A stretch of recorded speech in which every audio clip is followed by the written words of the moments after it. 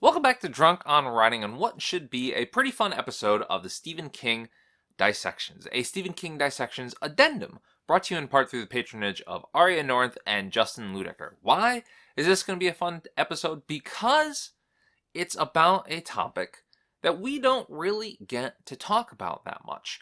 The Stephen King Dollar Baby program, this brilliant idea that Stephen King had back at sort of the beginning of his career that allows student filmmakers, up-and-coming filmmakers, the chance to adapt his short stories for just $1. He hasn't even adjusted for inflation. It's this great thing. However, there's an interesting stipulation when it comes to this agreement, as you would expect, being that it only costs $1 to enter into it. You can't really show the film to anyone. You can show it at festivals, you can have private screenings, I believe, but you can't show it online, and you can't have any commercial play, basically. So the majority of Dollar Baby films have not been seen by the majority of Stephen King fans. Well, enter the Stephen King Rules Dollar Baby Film Festival, a 3-day live-streamed event hosted by Canadian film production company Barker Street Cinema that took place April 23rd to 25th, 2021, and showcased 25 submissions from filmmakers all around the world for free. Yeah, I caught as much of it as I could since I wouldn't be able to watch the films later on, and though it was a little hard staying up to 3 a.m., it was totally worth it. I mean, not just watching the films, which were great. I love seeing all the different techniques, all the different takes, all the different adaptations, the different Easter eggs. I mean, there were a lot of Easter eggs. I mean, these films were chock full of Easter eggs. After all, these are Stephen King fans. Of course, they're going to put in Easter eggs. But to actually hear from the filmmakers themselves, each film was followed by a Q&A, an interview with them, and follow this whole thing along with a community of fans that was into it right from the very start, including the hosts. James Douglas and Norm Coyne, who screened their own Dollar Baby adaptation, Anthony Northrup, who literally wrote the book on Dollar Babies, and Leah Coughlin, who was the absolute life of the party. I mean, can I tell you? These were my people, and they were pumped. Another podcast, Dairy Public Radio, Stephen King podcast, actually wrote haikus for every film that released during the entire festival. I mean, how cool is that? It was a special weekend, a special film festival. And while we won't be covering the entire thing here, we won't be covering a majority of the film simply because they're based on stories that I haven't read yet, that I haven't dissected yet.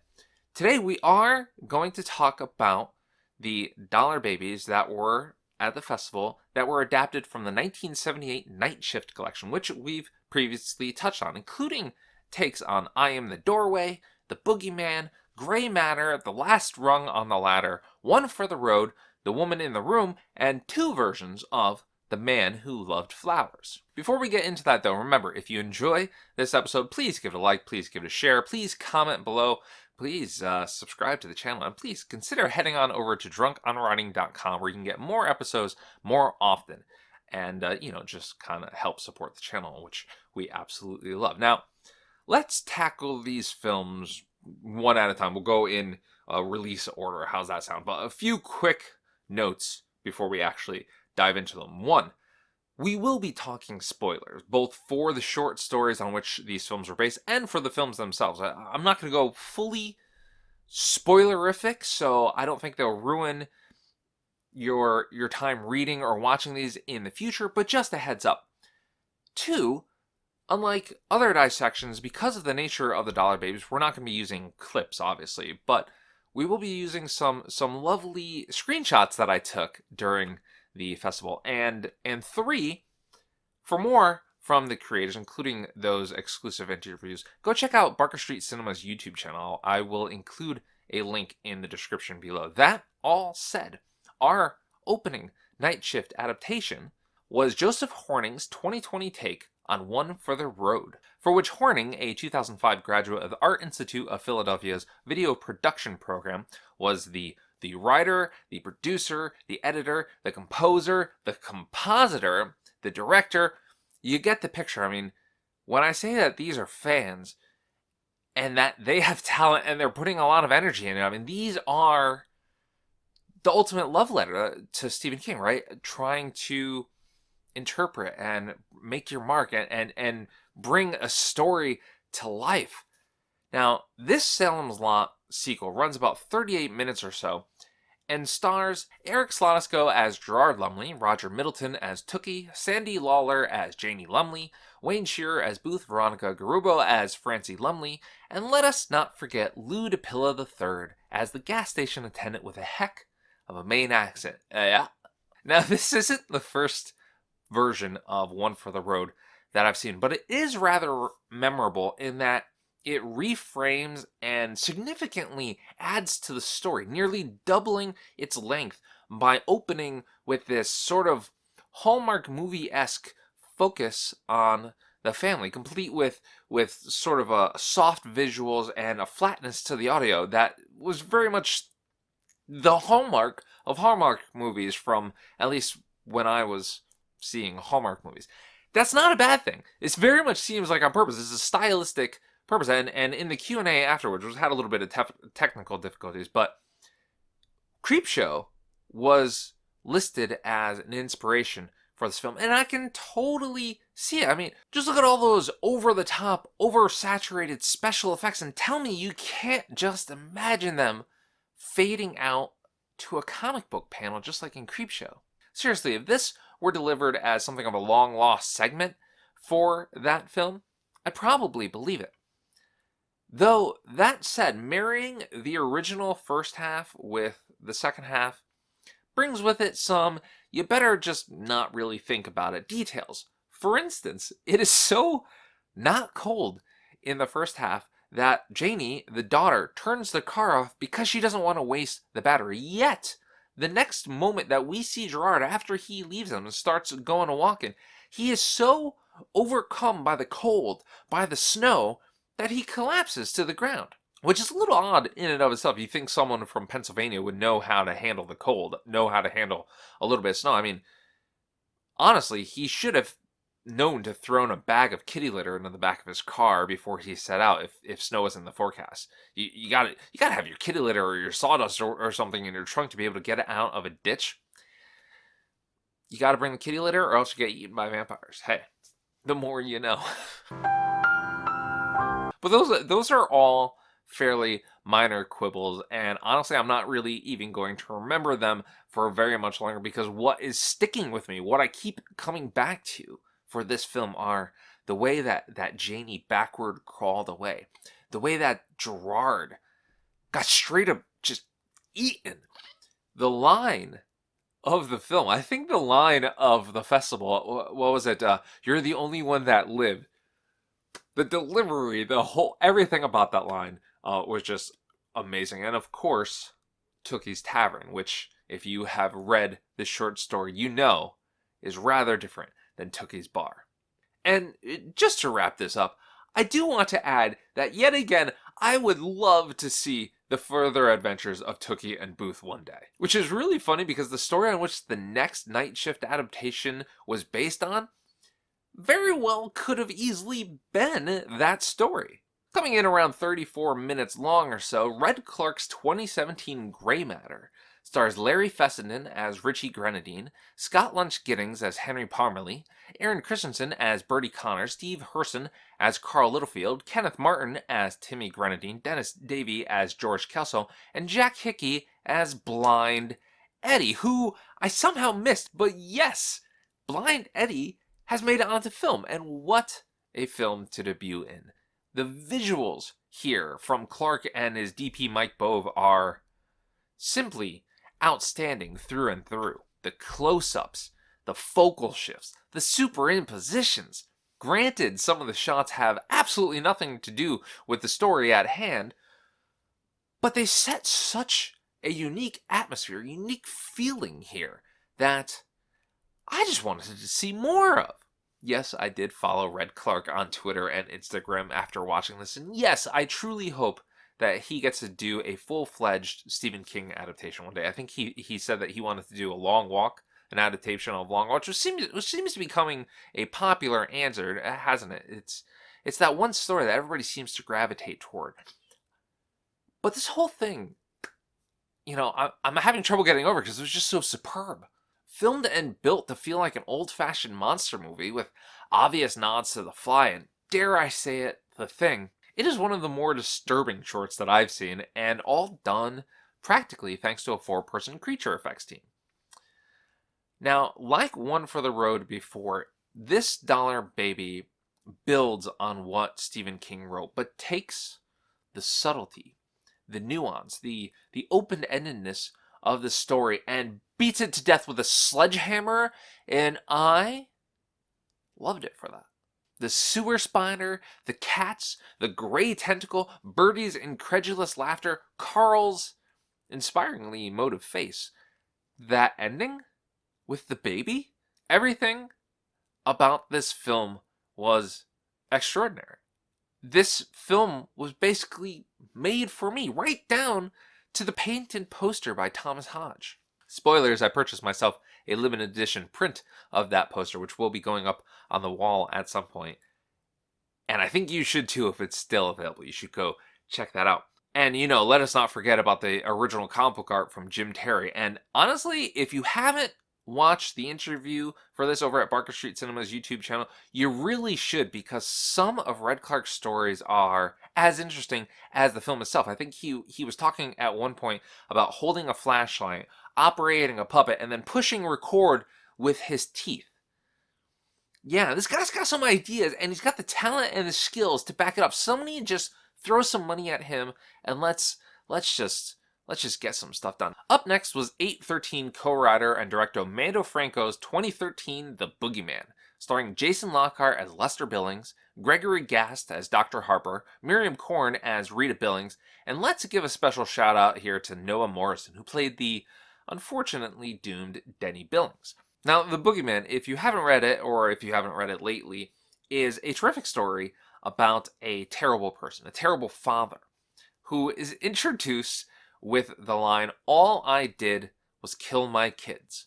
One at a time. Killed them all." I mean, this man should never have been a father, though I will say that Franco's film goes a bit of a way toward redeeming him. He makes him almost seem normal, stressed, for sure. I mean, this is a stressful situation, and a little bit easy to snap, but not nearly as big of a, as Franco put it in his interview, a piece of shit as the guy found in the short story. I mean, he even actually tries to protect his kid at one point. I mean, this guy's the father of the year compared to the short story one. I mean, give him an award for Pete's sake.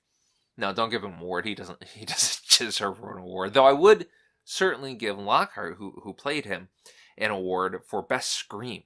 While his take on the character is a bit spacier, a bit more cerebral than the Trevor-like character, the Grand Theft Auto 5 Trevor-like character that I always envision when I read the story, and which I believe I got in a previous adaptation of the short story.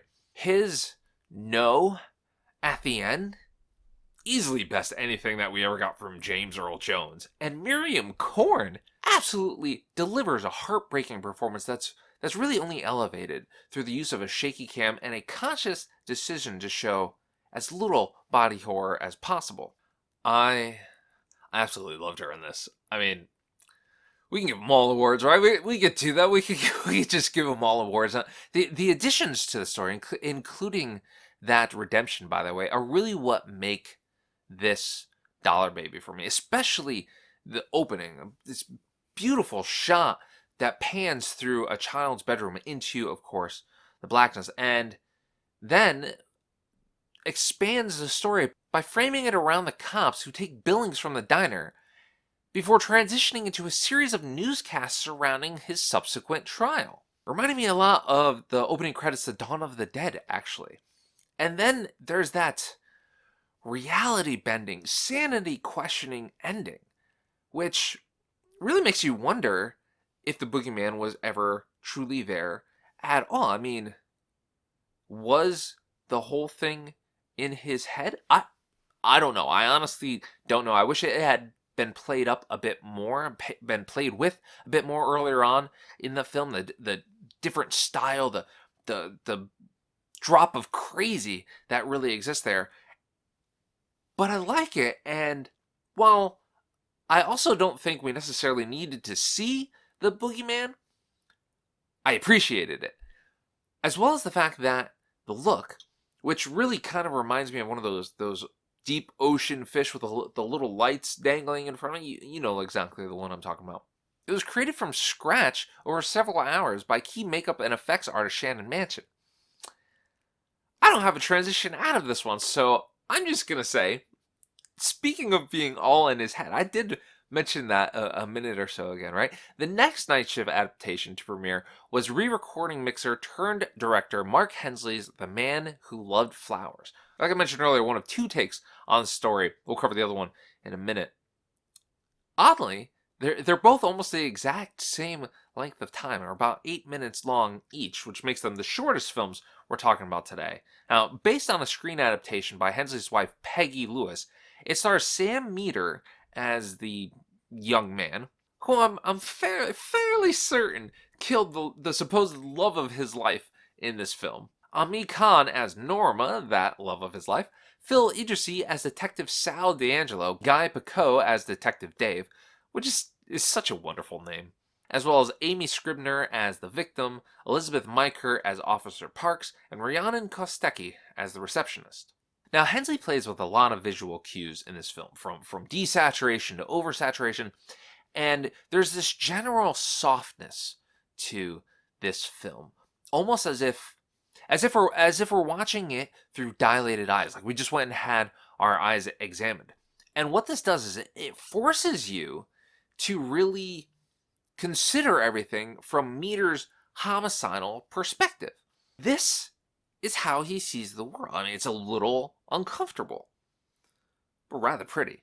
Like the boogeyman before it, this version of Flowers features a new scene written around the cops, who have a very cool presence on film, to the point that I actually wish that they did more. But also, they're literally the world's worst cops. I mean, one says, "I hope we get this guy before I retire." Then the other one says something along the lines of, "Yeah, it's the same time every year, and that this is the 5th victim." Now, two things here. One, they say they canvassed the area. Now, no one, not a single person in all the businesses, all the people that are walking by, no one said anything about this crazy looking dude from the night before, this guy who shows up every year looking for his dead girlfriend or fiance or stalked one, whatever his relationship was. I mean, the receptionist knew he was coming, and it's not like he was hiding it.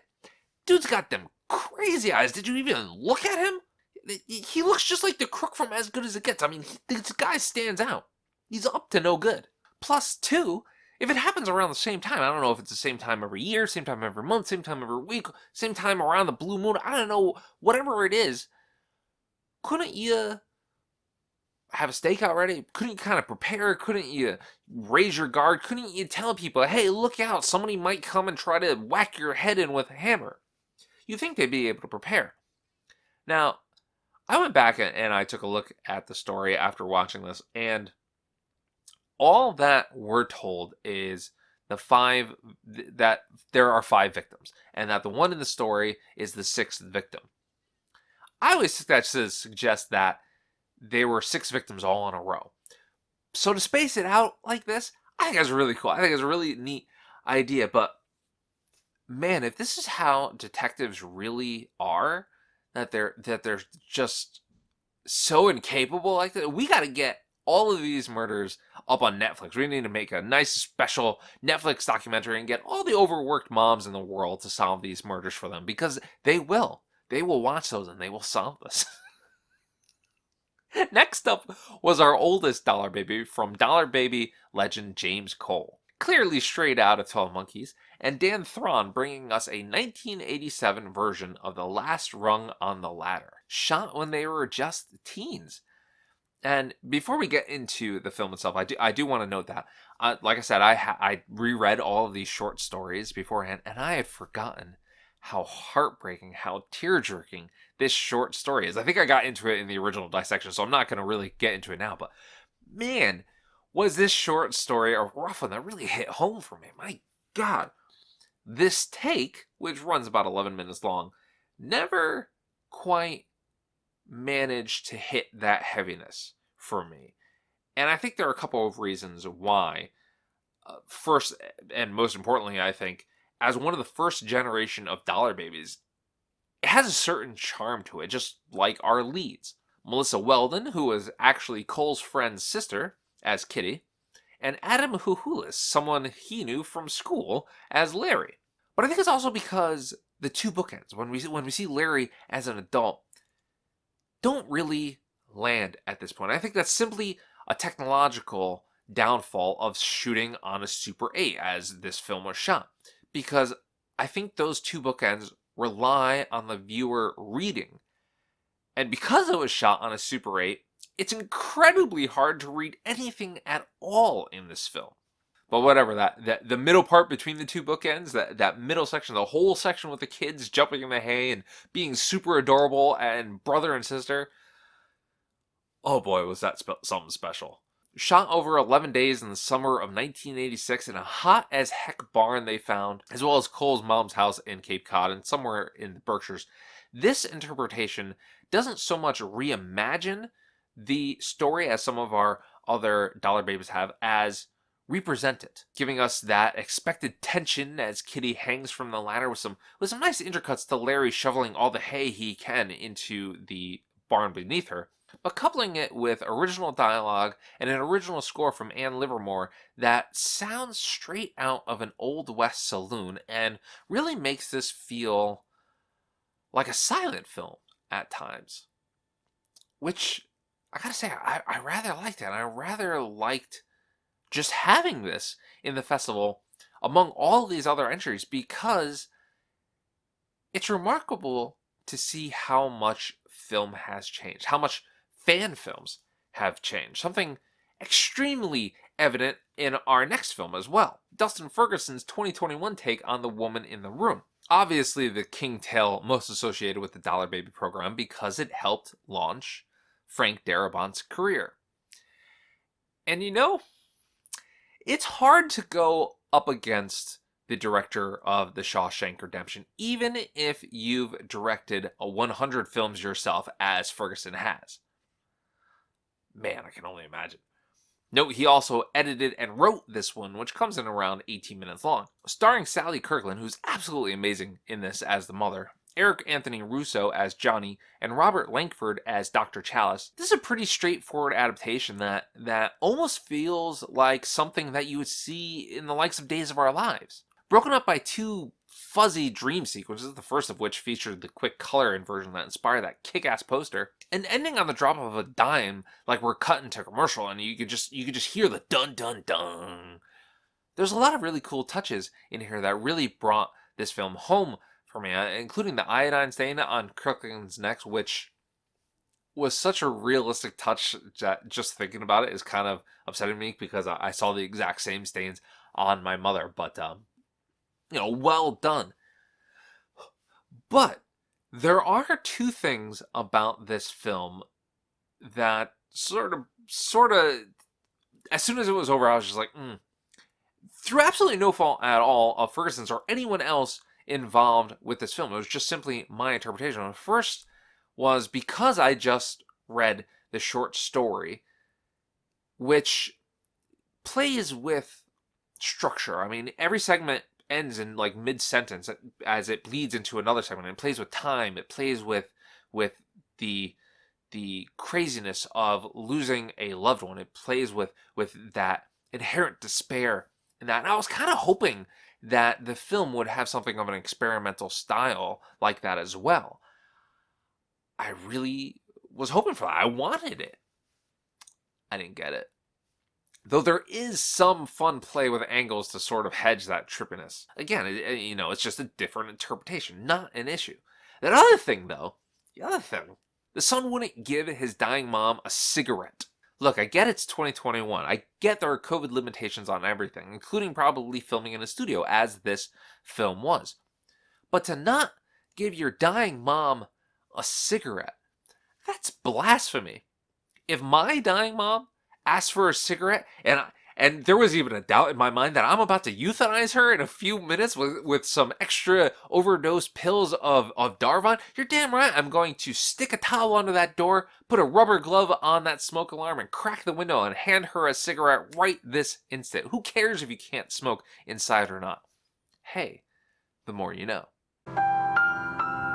Now, this next one from UK-based director Simon Pearce, who stayed up till 4:30 in the morning his time to be part of the festival, and I thought I had it bad. Of all the stories in Night Shift that I thought were unfilmable as Dollar Babies, that I could not really even see working as a Dollar Baby, it was this one.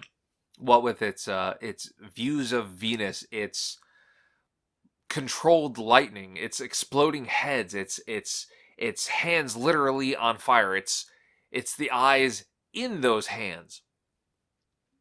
But somehow they pulled it off with this 2018 adaptation written by Richard A. Becker, Wendy Lashbrook, and Jeffrey Stackhouse, starring Simon Merrills as Arthur, Grant Masters as Richard, and Maurice Cooper as simply the boy who doesn't know how to run.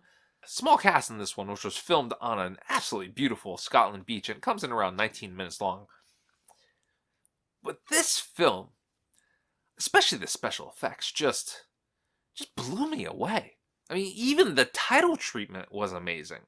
It also made me very uncomfortable. All that scratching. Can you hear that? Can you hear that scratching? That's what this film was, just scratching, just like that. And it was awful, and I just felt like it was never going to end. And those eyes, seeing that space around them in the flesh, seeing them move and blink and focus, it was so much more unnerving than I ever could have imagined. And, kudos to the cast, especially Merrills, who really sells the bit, especially during his I am the doorway speech. Though oddly, he never really struck me as being a former astronaut, which he clearly is meant to be. I think it was something to do with the line delivery. The words were right, the accent was right, but there was something just not very astronaut-y about it. I don't know, it's kind of hard to put into words, hard to pinpoint. But honestly, when all that's secondary to a spaceship designed based on feedback from the European Space Agency, breathtaking views of an alien world, the added, loving, human touch of Richard carrying Arthur, hands actually on fire, controllable lightning, an amazing ending, and again, those eyes, you just roll with the world and sit back and enjoy, which I very much clearly did. The last film that we're going to take a look at today is that second take on The Man Who Loved Flowers that I talked about earlier. And like what I said about The Woman in the Room, what I appreciated about this, what I find so amazing about this film and the festival at large, is just how different it was from that previous version of The Man Who Loved Flowers. Even though it's based on the same short story, even though it's almost exactly as long as the other one, they could not be more different. Now, this one is from newcomer Jacob Ewing, and it was made in 2021, and stars Luke Heinemann as the man, Brianna Roy as Norma, whose fate is left relatively unclear in this one, Brianna Roberts as other Norma, aka the victim whose fate is very clear, and in a brilliant move to combat the difficulties of filming during the COVID times, as well as recontextualize some of the flower seller's dialogue, Austin Buchanan as the roommate, the imaginary roommate, that is. And while that is brilliant, even more brilliant was the opening monologue, which I'm fairly certain was completely original and went something along the lines of this. Love is a terrifying thing. You can't control it. You can't run from it. You can't reason with it. One day, love just happens, whether you're ready or not. Which gives an entirely new meaning to the guy claiming that his name is Love at the end of the film, at the end of the story as well. I mean, it's such an obvious thing that I never even picked up on, that I never thought about and never considered, and it works so well in this take. Now, Red Clark, who directed that Gray Matter adaptation that we talked about earlier, he was in the chat and he was watching along with everybody else. And he summed this one up pretty well as like You've Got Mail, except if Tom Hanks had a hammer at the end. And that's pretty on point. It kind of sums up the atmosphere of this film pretty well. I mean, this is a simple 8-minute sort of straightforward take on the story that sort of humanizes our killer in a new way, until at least we get that, psychotic break, complete with a sort of record scratch sound effect, double fissions, the works. I mean, it's pretty cool. Which all leads up to the sort of camp that you can laugh, but you really shouldn't murder that uses a lot of flicked blood. I mean, they just went nuts with it. A beautifully timed glasses adjustment and ends just perfectly. I think it's a perfect ending. It's just so well done.